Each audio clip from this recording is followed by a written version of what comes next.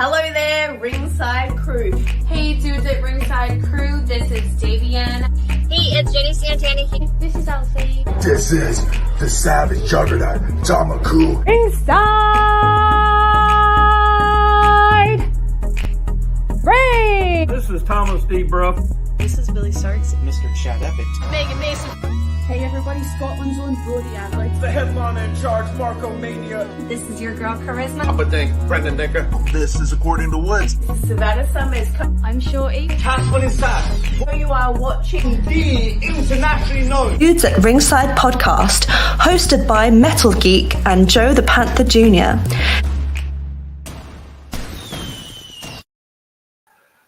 Hello, wrestling fans. This is the Metal Geek right now. Sorry for the delay. There is no Joe today because Joe is having a little bit of technical problems. But it's like, what's going on, Ringside Crew? What's going on, International Known? What's going on, everybody? What's going on, everyone? What's going on? How's it going?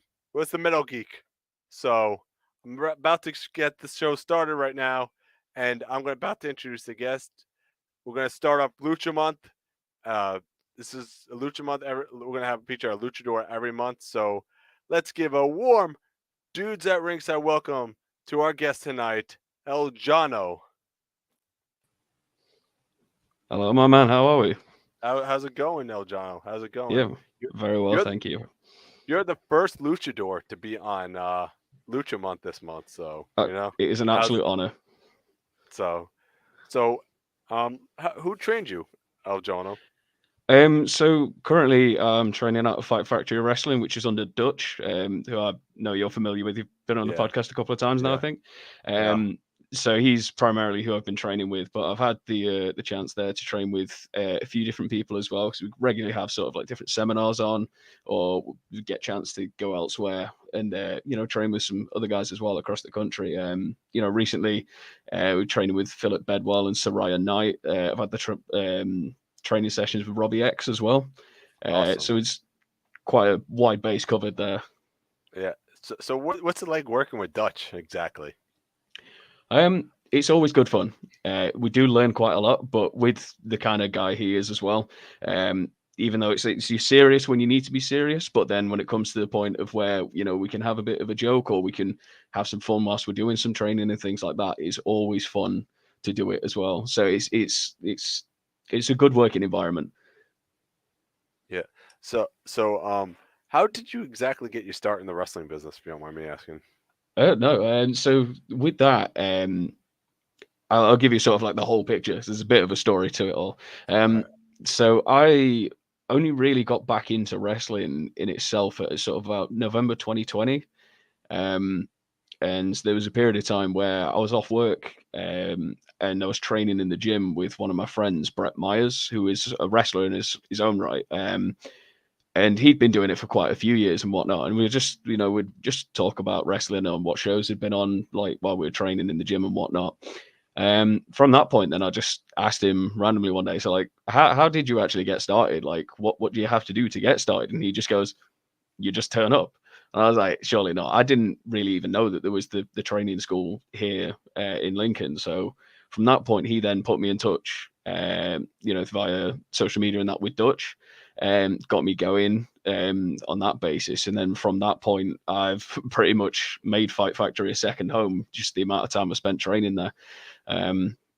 So yeah. Yeah. So who's been some of your inspirations? So that's a tough one because I try and take things from quite a few different people. And I try and look at wrestling as quite a wide spectrum, but I'd say like the people that have really inspired me most. It's probably no surprise Rey Mysterio is one of them.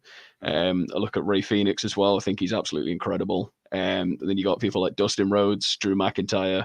You got some of the guys from over in Japan as well, like Hiroshi Tanahashi as well. I love the work that these guys are doing. And it's just them. Whilst I do try and look at a lot of different promotions, these are the guys that I've always been drawn to. They're the ones that I always keep coming back to watch what they're doing.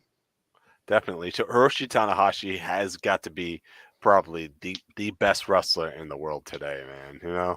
Without a doubt, he's got to be one of the best, if not one of the best. Without a doubt. If Okada right now is number one, he's probably number two right now. It has to be. Has to be. Judging by that, a lot of wrestlers have said that their inspiration is Hiroshi Tanahashi. He's probably like the guy that everybody has watched to get inspired to become a professional wrestler, if you know what I mean. Yeah, no, I get what you're saying there. See, I think that's where I differ ever so slightly. Because I only really found out about him within sort of like the last like couple of years. So it's like I was very much like when I used to watch wrestling when I was a lot younger. I only really knew about the WWE, so that was all I really was able to consume. Because over here, especially at the time, so we're going back probably about 12, 13 years. All we'd really get programming wise over here was the WWE, and there wasn't all these other like big promotions like New Japan and things like AEW at the time over here either. So that's kind of what I was penned into. So then when I started getting into wrestling, started appreciating it for what it really is, as opposed to, hey, these guys are fighting on TV. That's cool. That's when I started looking at the different things like New Japan, and you've got All Japan Stardom, and you've got some of the other ones. You've got DDT, Ice Ribbon, all these different things that are being introduced to as well. You can really find some like amazing workers, and like we say, Tanahashi is one of those for me. Yeah. So what would you say some of your favorite Tanahashi matches are? Because do I have to just pick one?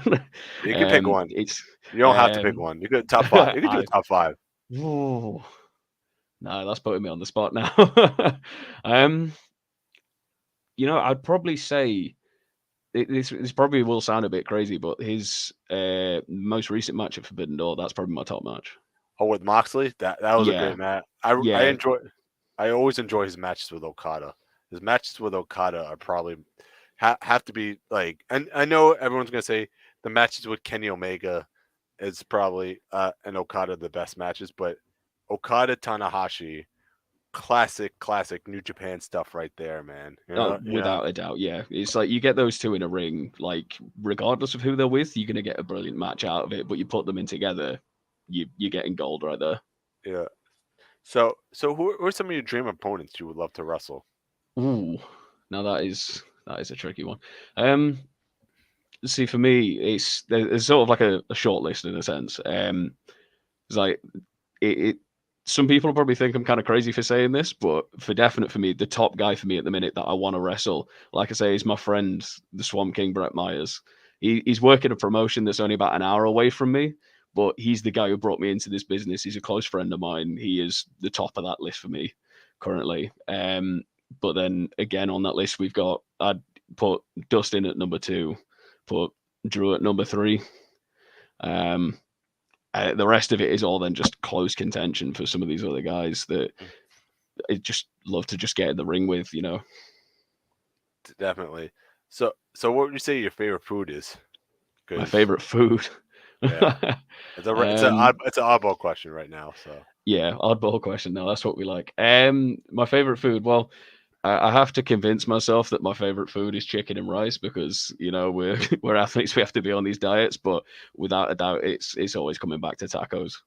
Yeah, for the dudes at ringside, we're a pizza and tacos type of podcast. We love pizza and tacos on the dudes at ringside. Anything. So I would say like my favorite pizza is probably the chicken bacon ranch. You got pepperoni pizza, anything like that. The classic pizzas right there. You can't go wrong. Very hard to beat. It's like it's one of those things. It's a Friday night. You don't want to cook when you've just got home from work. What can we do? We'll get a pizza. Yeah, that's like me with work. Is basically I feel like when I'm on my break, I'm like, geez, what do I get for? I'll be like, you know what? Screw it. I'll go with the classic, the pizza. Yep. That's it. New York style pizza. That's it. Because it's always a choice between a sandwich or a bagel. But I was like, you know what? You can't go wrong with pizza. So I definitely not. No, I always end up getting a pizza. So there you go. Yeah, it's definitely the way to do it. Yeah. So yeah, definitely, man. What would you say? Damn. So what would you say? What you call it? Yeah, I lost my train of thought. Go ahead, man. No, that's cool. No, that's cool, man. Yeah. So what's some advice that Dutch would give you? Oh, see that's quite a broad spectrum, because he's given me advice on quite a lot. Um, I'd say one of the important things that he's always sort of focused on is always about keeping safe whilst Mhm. we're doing things and looking after ourselves whilst we're working as well. So whilst you can be trained on you know being able to execute moves correctly, being able to do this in the ring and whatnot, it's always keeping yourself safe and keeping your opponent safe as well. Um, which is that's sort of breaking the fourth wall a little bit there when we say things like that. But then he's always emphasized as well on character, because you just about anyone could go in and do the same move twice, and if it looks exactly the same, it's like if I'm on match one, say you're on match two, if we do exactly the same moves all in the same way, and it's just that we're just two different people, is it particularly interesting? Like it could be, but maybe not. So it's those little sort of like nuances within the character of what make you different, and it's what draws the crowd in, makes people want to get behind you, or if you're a heel, it makes them want to hate you. It's those little touches in between that can be the difference between having a great match where people are getting behind you and really getting invested in the characters and the story, or you just having a match just for the sake of having a match and just throwing loads of moves in. Yeah. So some wrestling promotions actually talk to one another. They encourage it. They say, "Okay, what are you guys doing? What's your finish? What's this? What's that?" Mm. So this way, everyone's not doing the same thing. Because if you're all doing the same thing, oh, they were just seeing that in that match. You know what I mean? Yep. So you guys wanted to try to talk to each other and be pretty much different than each other. So I'm guessing Yes. that's the same thing with the character development that they're trying to teach you. Is that the just try to be different than everybody else, which is am I correct or Yeah, pretty much, because it makes it more of a variety show then, because obviously there's always going to be these times where we're all sort of, crossing over, and there's going to be some things that are similar or we do the same. There's always then that opportunity where you can sort of branch off and you're doing this with your character, so there's a reason why you do it this way or something different, where if even just like the simple things of like just walking, like no two people will probably be the same. It's just those little things within the character. yeah.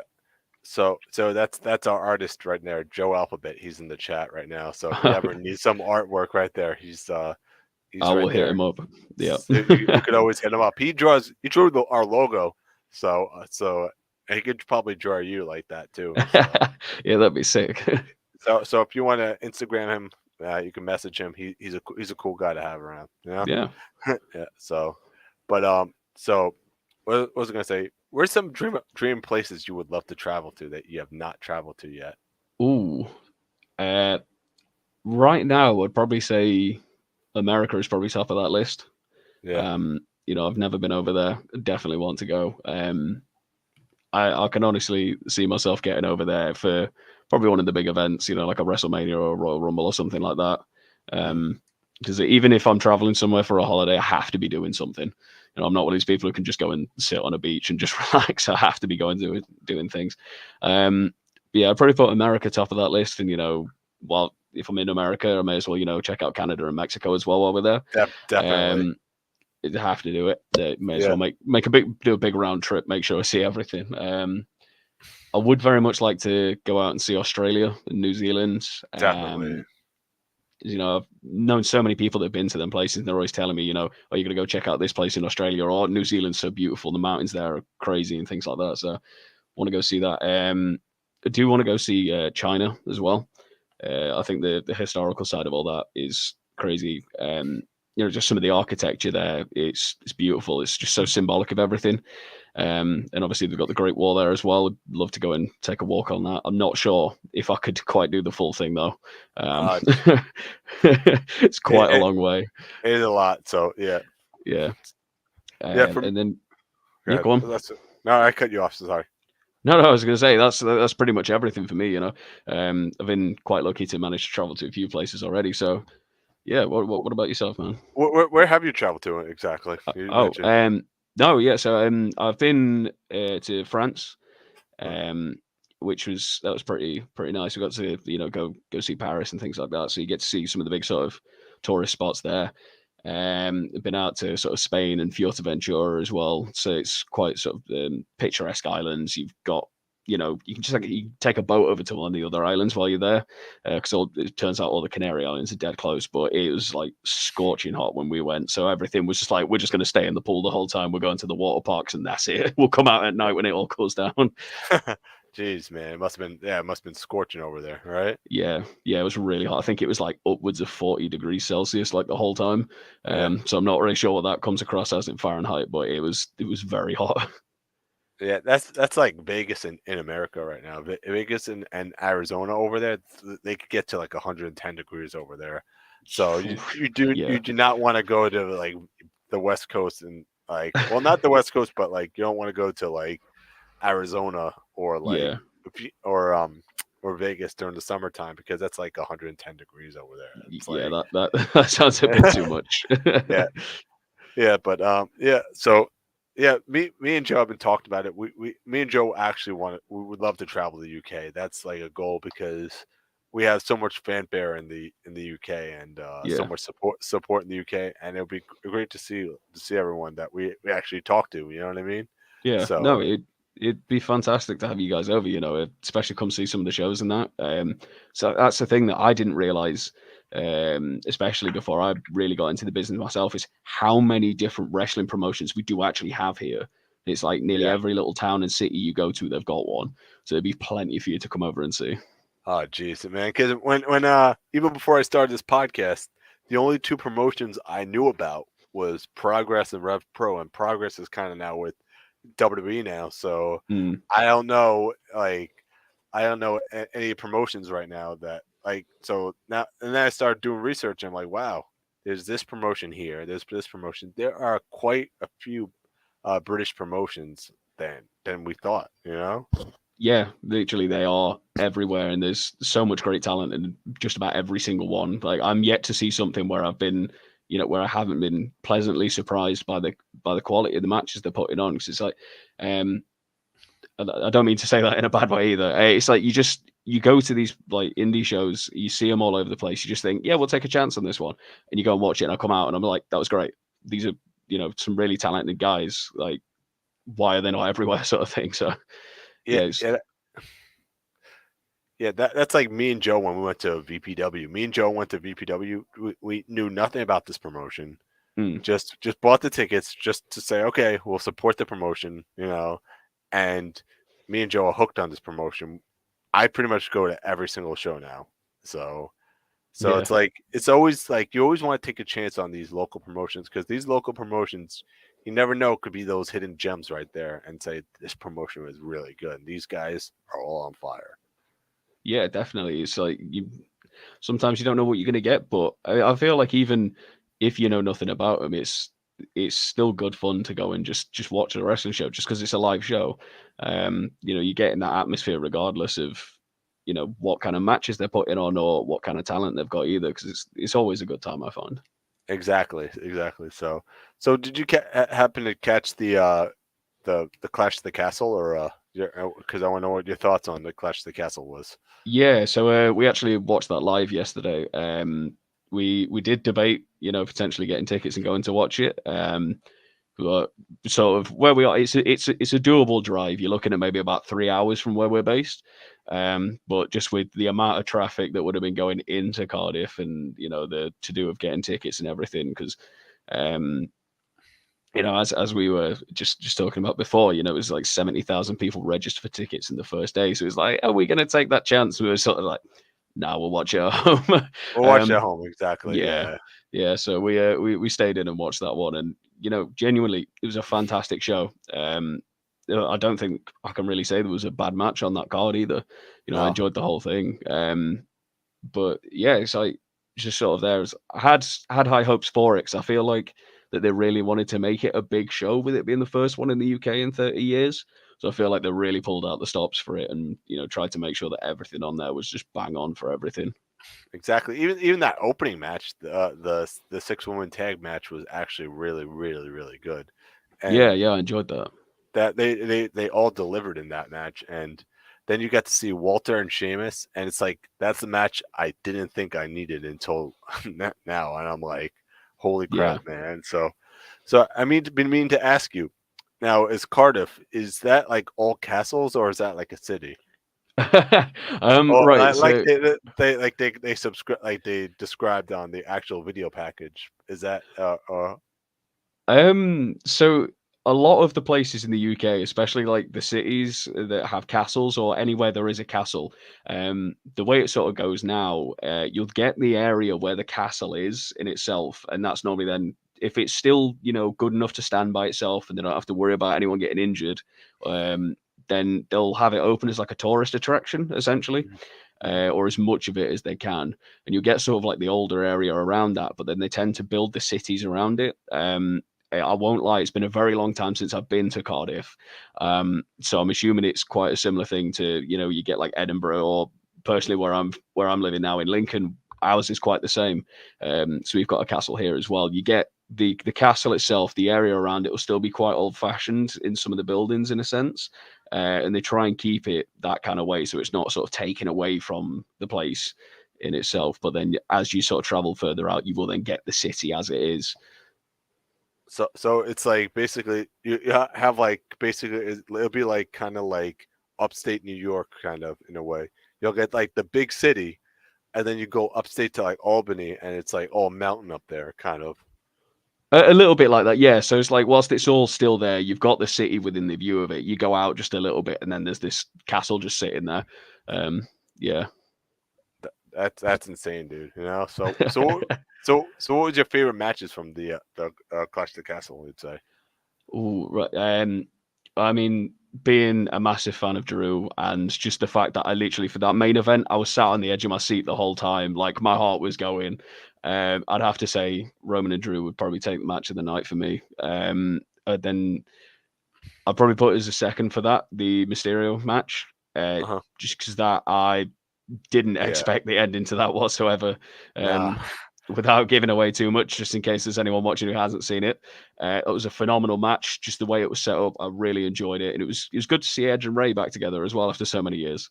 And God, sorry. Yeah. So I was just saying that, and like you mentioned, Gunter and Sheamus, that phenomenal match. So I had high hopes coming into that one just because of the absolute, work rate of those two guys. It's phenomenal. So seeing that match happen, especially on, UK ground when there's so much history for the two of them here in the UK, that was a really good match to see that one. That match was absolutely amazing. And I don't know if you saw the photos of Sheamus's chops. His chest right after that match. Those chops were insane. You know what I mean? So yeah, especially on. I mean, Sheamus is a big, like, muscly dude. So it's like you feel like he can take some abuse when it comes down to a wrestling match, but just the state of his chest afterwards, it looked like it just looked like mincemeat at that point. It was all just red and just beat up. So I'd rather him than me. Oh, jeez. I mean, have you ever taken a chop from Walter or no? I haven't personally. No, I've not met him. So I believe he was already over with NXT in America. Right. When I actually started wrestling. So the chance of us crossing paths are very slim. Would I get in the ring with him? I would definitely like to. It'd be fun to see what sort of paces he could put me through. A guy at that level, it would be great to see what we could do. Yeah. So, but there's another wrestler out there. His name is Minoru Suzuki, and he's got the forearms. You know what I mean? So those are lethal. There's another one, man. You probably would love to get in the ring with, right? Oh, definitely. Yeah, I'm a big fan of Minoru. The just everything about him, like it doesn't particularly seem like a character, if you know what I mean. So like you see him outside of the ring as well, but it translates across so well into the ring that it just feels like that just is Minoru Suzuki. Like he is just this crazy guy who is just in there for the love of the fight, and he will just beat you just because he wants to. He's not even there to wrestle; he just wants to beat you. But I absolutely love it. He's a fantastic performer. I mean, would I want to get hit with a lot of them forearms? Probably not. But would I do it to say that I have been? Yes. Yeah. So there was also a meme going around. I don't know if you absolutely saw it. There, Rey Mysterio and Dominic in the car, after Clash of the Castle. Yeah, with the Goofy and Max. Yeah, Goofy man. yeah. I thought that was great, man. Yeah, Absolutely I got a classic good stuff. laugh out of that one. Yeah, so I remember watching that film as a kid. So as soon as I saw that happen, I was like, as soon as the meme came around, I was like, yeah, that's definitely right. Yeah, Goofy's face is like this. Yeah. Oh man, yeah, it's crazy. But yeah, that the meme's spot on. Absolutely spot on. I can only imagine what it's like going back into that household. There was another meme from that pay-per-view. I don't know if you saw it. I can't. I think it might have been the one with Sheamus. I don't know. I got if I find it later, I will send it to you, man. Yeah, okay. And it's pretty funny though. I think it was thing with the chest or something like that. With the I chop can't say. with the chops that he took. So, but I gotta find that meme later, and I'll send it to you. Yeah. So, Okay. yeah, Yeah. So I don't think I've seen that one. So yeah, please do send that one over. that one's I think that one's floating around on the internet as well. So, Yeah. but yeah, the Goofy movie that movie was such a great movie when I was a kid, man. You know, shouts out, man. Yeah. Definitely. Yeah. So do you have any upcoming shows or social medias or? Yeah, so currently we are building towards King of the Cage over at Fight Factory, and that is over on October 1st at the X Church in Gainsborough. So that one there, we will be getting the cage all set up in there, which is, I think it's the first time we've actually had a full cage match on one of our shows since COVID. So that'll be a good one to come back to, especially with the things we've got building there. So recently there's been some of our more friendlier faces within the company turn around and say they're not too happy and start up a little stable between them. So they've got some things to answer for. So hopefully within that cage we can get some resolution. And then after that one on the 29th of October, we've also then got Body Slams to Cancer, which is our big annual show. Wait, I got the sticker somewhere over here. If I could pull it off. That's the one. Right there. Yes, there's the there we go. Yep. That one there. So that's on the 29th of October in Lincoln over at the Yarborough Leisure Centre. That one will be a great show as well. But obviously, can't say too much about that one until we've dealt with everyone at King of the Cage first. But that's always probably one of the biggest shows of the year, Body Slams to Cancer. So that's definitely what I can say I've got coming up next. There is. Do you mind if I shout out a couple of other promotions that my friends are working for? Yeah, go ahead, dude. The stage is yours, dude. Yeah, thank you. So on the 18th of September over in Derby, there is a wonderful promotion called Kumite. There's a few of my friends working on there. There's brilliant tag team Act 2 working on there. There's Will Cruz as well.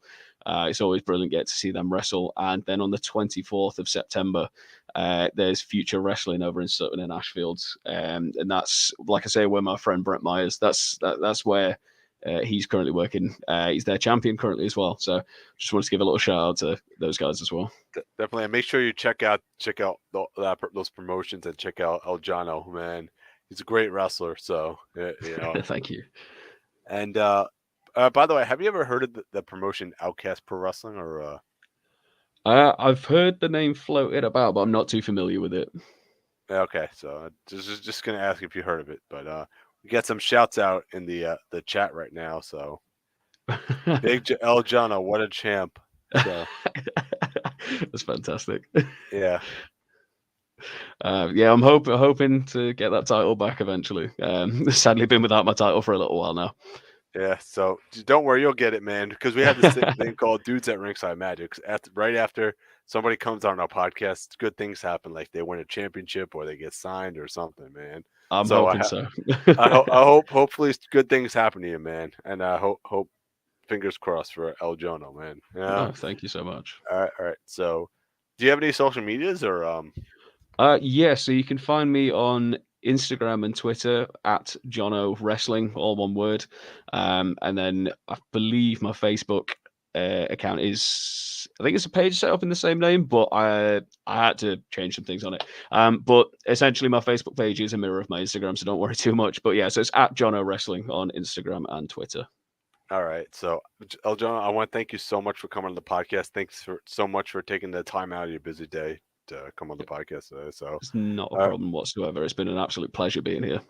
hopefully next time when you come back, maybe Joe will be on the podcast and we could have you know what I mean? So he doesn't have technical problems. So, but anyway, like I said, thank you so much again. But other way, Thank you. And I'm going to send it off. I'm the Metal Geek, and you say your name. Oh, and I'm El Johno. And we'll catch you guys in the next one. See you later.